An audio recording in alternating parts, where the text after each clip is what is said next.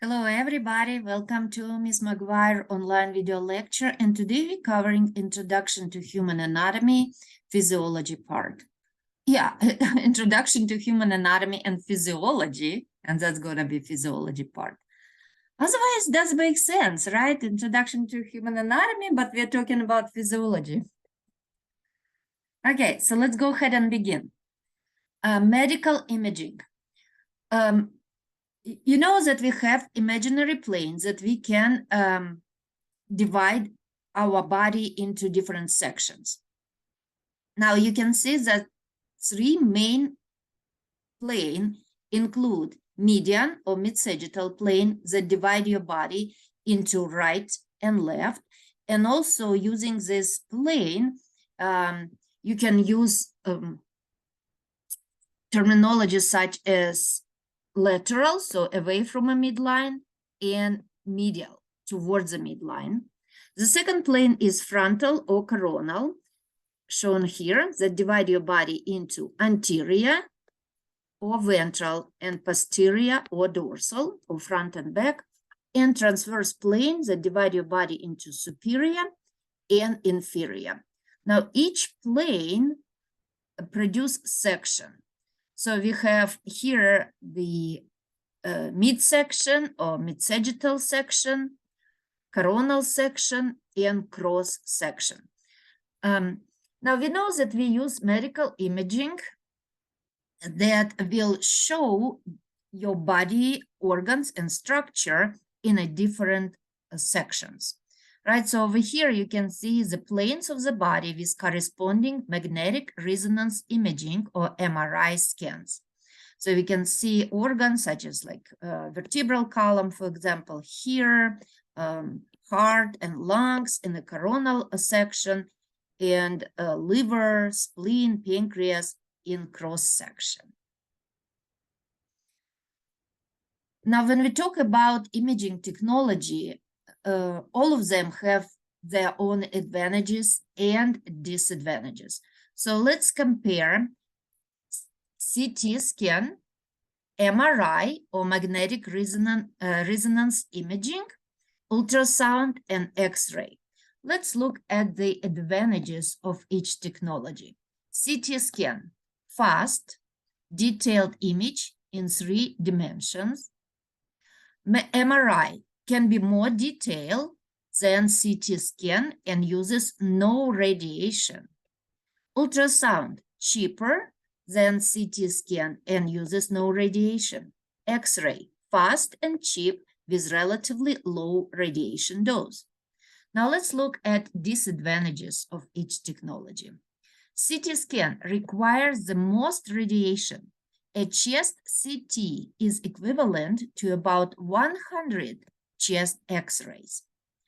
MRI, more expensive than CT, requires patient to remain still for half an hour or more. Ultrasound, lower image quality than CT, with effectiveness largely depends on technical skills. X-ray provides only 2D image with far less detail than other methods. And common use. CT scan detected solid tumors and other problems in the abdomen and chest. And again, it's a common use. It doesn't mean you cannot use it for some other purposes. MRI, detecting brain abnormalities and diagnosing soft tissue injuries. Ultrasound, fetal ultrasound, and diagnosing appendicitis in children. X-ray, diagnosing broken bones, pneumonia, and intestinal blockage. So as you see, all of these technologies use that use either X-ray or ultrasound or magnetic field have the advantages or disadvantages. So for example, if you have patient with, let's say a patient is admitted with stroke, right? What would be the best method to do? Of course, if you're in the emergency room, you need to do test very quick. So you would start with CT scan because it's a detailed, it's three-dimensional, it's fast, and it's quick. Yes, disadvantage is you use lots of radiation, but if it's a life-threatening condition, you still want to do it. And then doctor would probably, after CT scan, when the immediate threat is taken care of, then later the patient might be ordered MRI scan.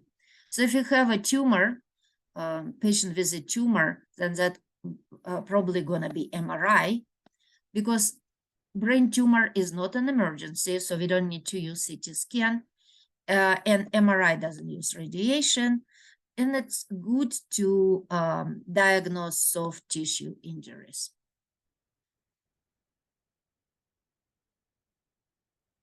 There is another technology over here called PET scan, or positron emission tomography.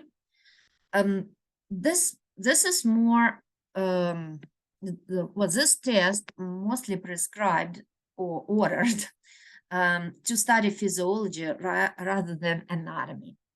Now, during PET scan, radioisotopes are injected into a body and emit particles called positrons that collide with electrons in the body tissues and release gamma rays that are similar to X-rays. The gamma rays relate to a computer which constrict PET scan. PET provides information of function rather than structure. And you can compare over here CT scan and PET scan of a patient with lung cancer. And this patient has lung cancer and liver metastasis that really hard to see on CT scan. So here's the area of metastasis in the liver, and you really cannot see any abnormalities over here. However, when you use a PET scan, that's the area that is emitting light and easy to be detected on a PET scan. Okay, and the next part of this lecture is homeostasis. Now, what is homeostasis? It's a relatively stable internal environment despite continuous outside changes. It's a dynamic state of equilibrium, involve continuous monitoring and regulation of many factors that we call variables. Nervous and endocrine systems accomplish the communication via nerve impulses and hormones. So every body system involved in maintaining homeostasis, but nervous and endocrine are the major controlling system of your body that help you to keep the stable internal environment. Now, when we talk about homeostasis, we need to have a control mechanism. Control mechanism will include a receptor or sensor that monitors the environment, responds to stimuli, and what is stimuli? Any change in controlled variables. So we need to sense the stimulus. The second part of control mechanism is control center. Determines the set point at which variable is maintained. Receives input from the receptor and determines appropriate response. Third component is effector. Receives output from control center, provides the means to respond, and response acts to reduce or enhance the stimulus that we call feedback. So when you reduce the stimulus, that's going to be negative feedback. When you enhance the stimulus, that's going to be positive feedback. Okay, so let's look at the diagram over here that explain the homeostatic control mechanism. So, as we mentioned before, homeostasis is your balance. That's equilibrium of your body when you keep your internal environment constant. So we represent it as a balance over here. Now, when we apply stimulus, and stimulus is any change in the environment, and stimulus produces change in variable. So now your body is out of balance.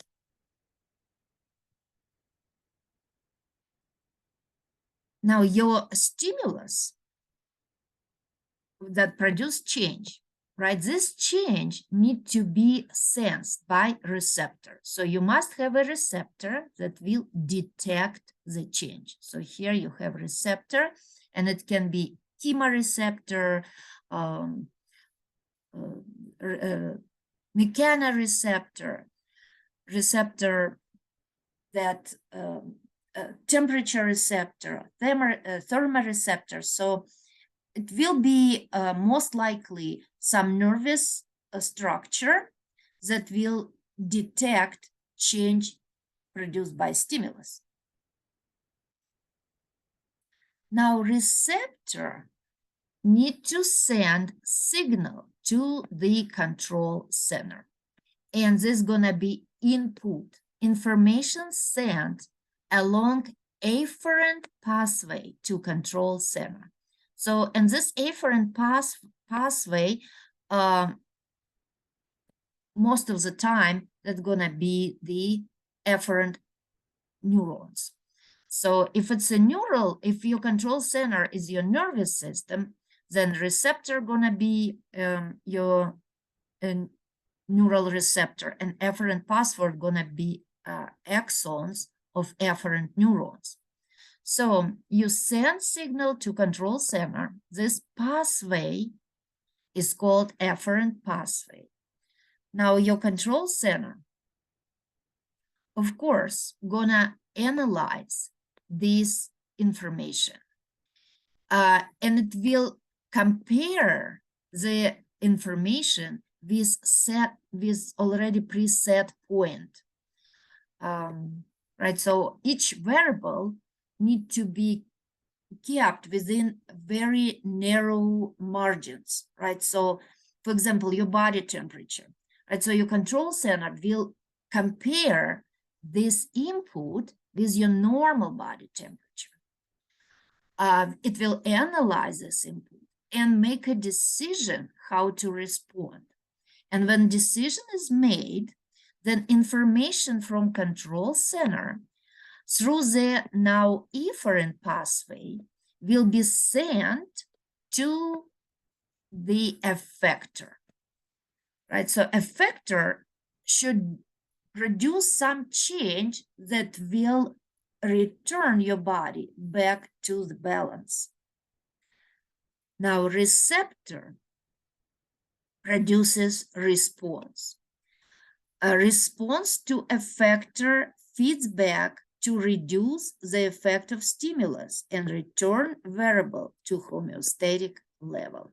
So here we go back to our balance. So let's review it one more time. We have stimulus, receptor, input to the control center, output, and response.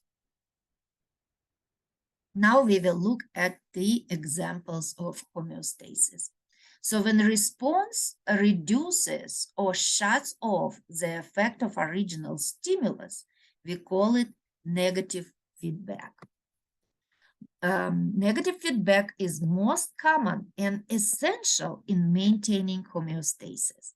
Some examples include regulation of body temperature, that's a nervous mechanism, and regulation of blood volume by ADH, antidiuretic hormone. This is endocrine mechanism. Now, in nervous mechanism, your control center gonna be your brain or spinal cord. In endocrine mechanism, your control center gonna be your endocrine glands. So this is an example of negative feedback that your body uses to control your temperature, your body temperature. So here's our balance. our body temperature that is about 37 degrees Celsius. Now, here's your stimulus. Body temperature rises. Now, you have receptors in your skin and brain that will sense this rise in the body temperature. Receptors, those sensitive cells in skin and brain, gonna send information along the efferent pathway to control center. Your control center is thermoregulatory center in brain, specifically in hypothalamus. Now, control center gonna compare the received input with the set parameter. So it's set to 37 degrees of Celsius, and now your temperature is above it. Control center gonna send information along the efferent pathway to effectors. Now, what your effectors gonna be? In this example, your effectors are your sweat glands. Your effectors can be also your blood vessels. For example, your blood vessels will dilate and some extra heat will be radiated from the skin.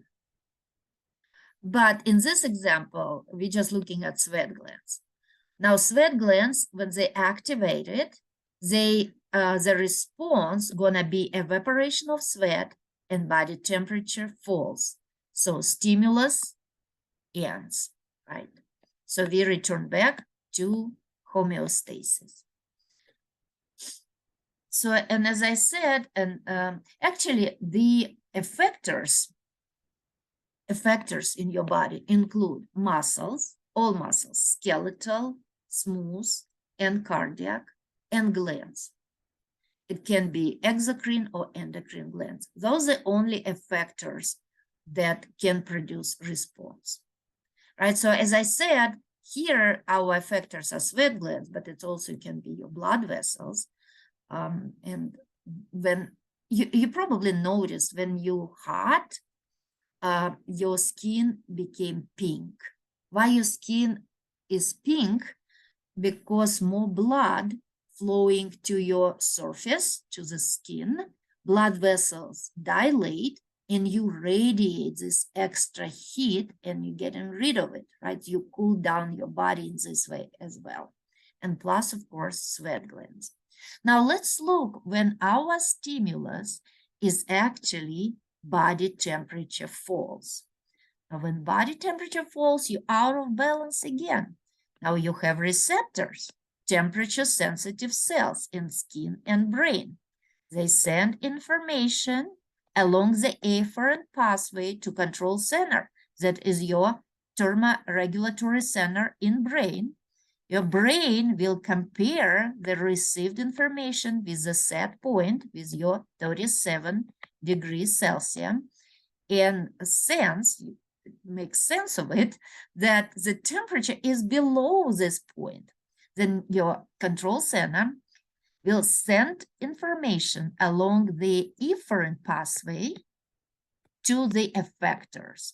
In this example, effectors are your skeletal muscles. You will produce shivering, so you will shiver, and that contraction of skeletal muscles will create heat, and heat will warm up your body. So your response, body temperature rises and stimulus ends. Right, so again, this is an example of negative feedback mechanism. Here's another negative feedback mechanism, regulation of blood volume by ADH. Receptors sense decrease of blood volume.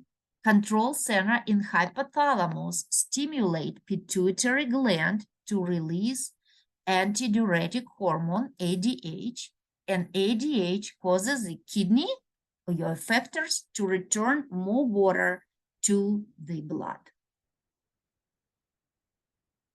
Now we also have positive feedback. in a positive feedback, the response enhances or exaggerates the original stimulus, may exhibit a cascade or amplifying effect, usually controls infrequent events. So events that doesn't happen very often, such as enhancement of labor contraction by oxytocin or platelet plug formation and blood clotting. Now, positive feedback takes you further away from homeostasis. You do not use positive feedback to maintain homeostasis. But in some situation, like during labor contraction or when you're bleeding, you need this feedback to save your life and allow you to function normally. Right. So let's see over here the example of labor contraction. So here's a baby inside the uterus, and this is cervix of the uterus. Now, so when baby pushes on the cervix has stretch receptors, right? So those stretch receptors detect the stimulus. Stimulus is the push. Stretch receptors are your receptors. Yeah, that makes sense. And those stretch receptors gonna send signal to your brain, to your posterior pituitary gland that will release oxytocin. So oxytocin carried in bloodstream to uterus. Oxytocin stimulates uterine contraction and pushes baby towards the cervix. So head of baby pushes against cervix even more. Nerve impulses from cervix transmitted to the brain. Brain stimulate pituitary gland to secrete oxytocin. And we started all over again, right? So what happened here, when contraction just start, you don't want to stop the contraction. You want to actually exaggerate, right? And enhance your contraction so the baby can be born. So when babies start pushing on the cervix, you don't want contraction to stop. You want actually them to continue and get stronger and stronger. So every time the baby pushes on the cervix, the stretch receptors send signal to your pituitary gland that secretes more and more oxytocin, and contraction gets stronger and stronger. Until baby is born, stimulus is removed, stretch receptors shut off, right? They don't send signals, the signal shuts off, receptors don't, but signal shuts off, and you stop producing that large amount of oxytocin and contraction stops. Right? So that's an example of positive feedback.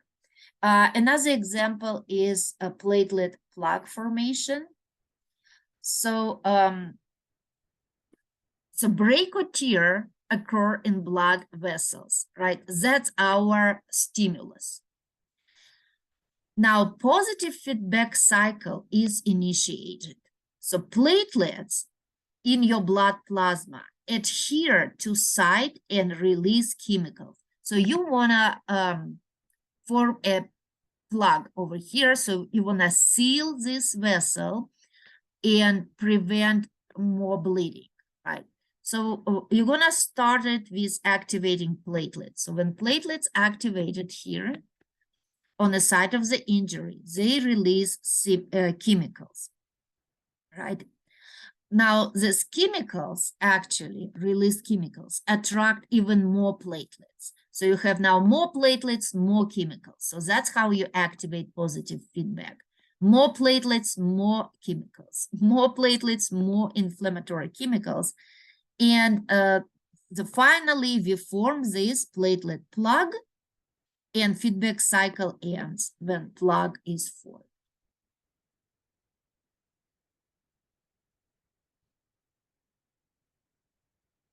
Homeostatic imbalance is a disturbance of homeostasis.